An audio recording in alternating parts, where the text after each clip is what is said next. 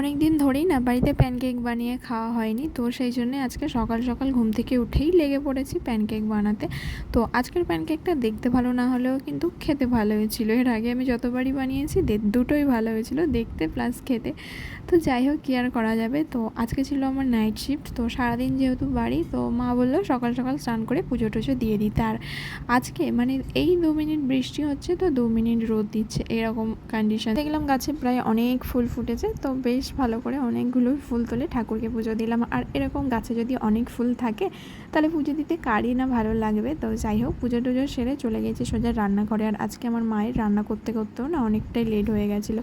তো আমি একটা করে তরকারি মায়ের কাছ থেকে নিয়ে যাচ্ছিলাম, খাচ্ছিলাম, আবার এসে আরেকটা করে নিচ্ছিলাম। আর রান্নাঘর থেকেই নজরে পড়লো এই বকটাকে, বর্ষার মধ্যে বেশ আনন্দে মাছ ধরে খাচ্ছে। আর তারপরে সন্ধ্যের দিকে আমি নাইটে নিয়ে যাওয়ার জন্য বানিয়েছিলাম এই রেসিপিটা। এটাকে কি বলে আমি জানি না, বাট রুটির সাথে খেতে কিন্তু সেই টেস্টি লেগেছিলো। তো চলো চললাম আমি নাইটে, টাটা।